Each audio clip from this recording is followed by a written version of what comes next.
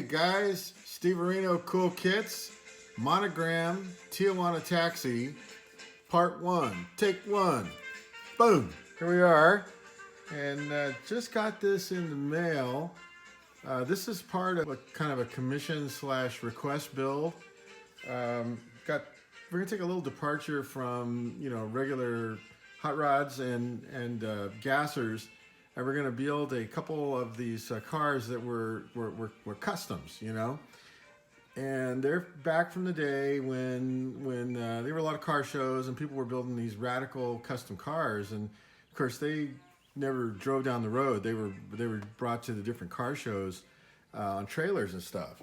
So just arrived, and I built this kit way back in the. Let me move up here, and hope I don't make you guys too seasick, but let me get my thinking hat out of the way and get a little desk space. Isn't it amazing? No matter how big a modeling place we have, and no matter how big a desk is when we first start, it always ends up in the same 3 by 4 foot area that you end up modeling with all your stuff around. At least it has been for me. And my earlier comment, look at those Von Dutch pictures. No matter how, it's not too sanitary when you're making really cool stuff. But everything's organized. So anyway, here we go. Back from the late '60s, I was building a lot of these types of kits, and I remember, because I had Hot Wheels cars and all that kind of stuff, and this was designed by Tom Dannell, and there's a lot of you can read up on the side of the box art. This is an old kit here. This is from back in the day, and let's see if I can find it. 1969, right there, 1969 Monogram. And just the way the graphics, that's very 1969ish there on these graphics, and the box art and everything. Wow, man, this box alone is really cool. So anyway, there was a store called Sears Roebuck. First they were a catalog store, and then they were a department store, and you could buy everything there. Beginning of the school year, we'd go there and we'd get our clothes, and the clothes were pretty wild, clothes for back in the day, plaids and stripes and checks, and I remember the pants used to have these, flares and belts, that attached around. It was you want to see what we dressed like? Go back and look at those old episodes of Dating Game and stuff, That's how we used to dress, and we thought it was cool, We had this fear that people were going to see your shoes. And when our pants always to cover up our shoes. We walk around with our pants completely hiding our shoes, and you don't want anybody to see your socks either. But anyway, except when you were, in PE class, then we wore these things called tube socks, and you didn't want anybody to see your legs. It was kind of weird, It was a style back then, but anyway,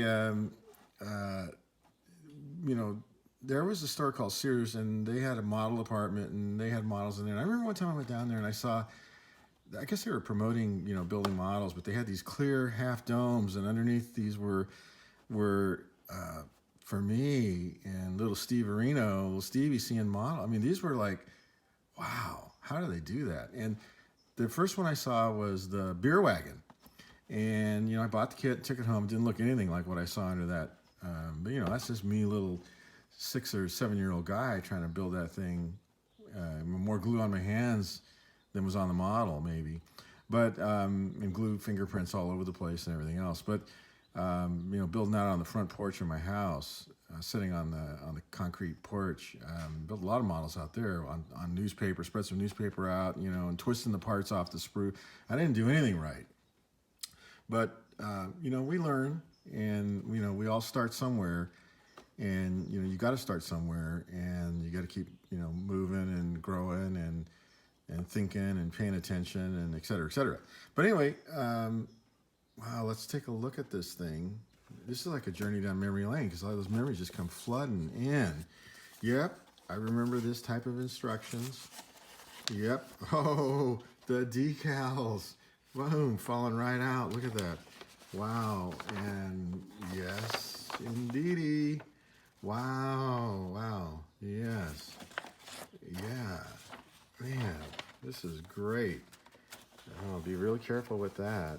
And wow, look at that. Isn't it internet great the way this stuff makes somebody didn't know and they just held on to it and it makes its way into the hands of somebody who will build it. Wow. This is really great. And wow. Wow, just fantastic. And man, look at this. This is awesome. And yes, man, colorful posters. Wish you had the time machine for that. The Boot Hill Express, the beer wagon, the tarantula, the paddy wagon. Yep, it's like checking them off. Did it, did it, did it, did it. You know, the garbage truck did it. The pie wagon did it. Yep. The only one I didn't do was the only one I didn't build was the Baron, because a kid in my neighborhood had this. These were 1/24th, and he got the 1/12th. The 1/12, twice as big. I mean, that thing was monstrous big, and that's the one I wanted, and I couldn't get it. So I was holding off trying to get it. Maybe I should try to get it. Okay, well, maybe that's a future Christmas wish list thing. And oh man, the hobby catalog. Look at that. Ooh, yeah, yes, that. There you go. Wow. Yes. Wow. And this, I'm grinning. And yeah, the rubber tires. Yes. And the glass, the plastic. I call it the glass, but it's clear plastic. And then yes, and more parts coming up. Wow. They got a chicken on there too. Look at that. See that chicken right there? Chicken. And or a rooster. And yes.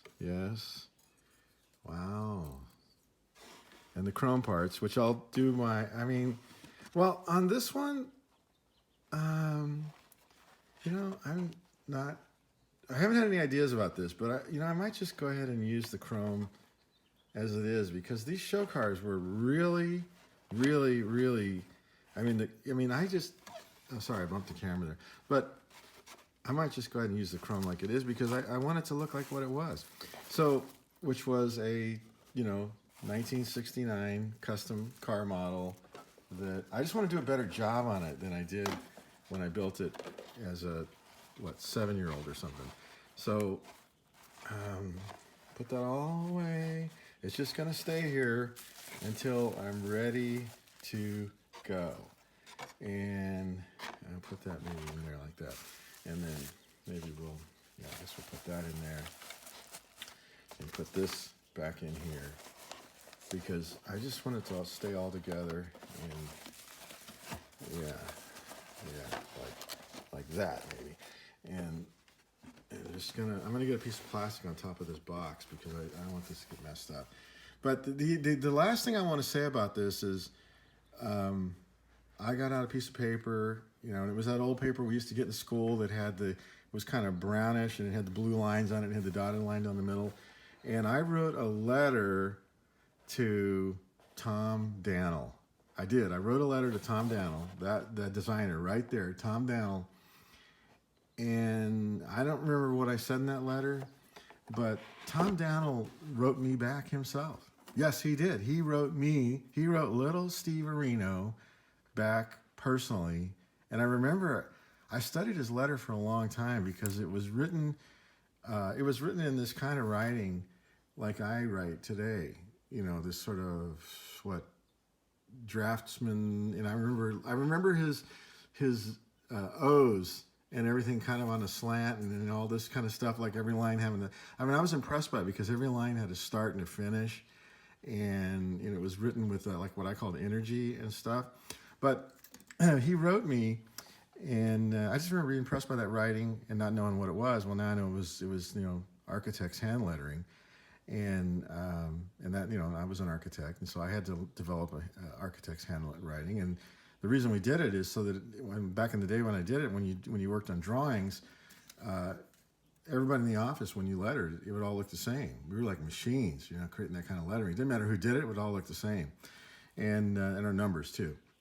Because, you know, obviously in working drawings, there's a lot of dimensions because the builders have to build it off the dimensions, right? So, but anyway, he wrote me, and he wrote me himself, and he said something very encouraging to me, and that meant a lot.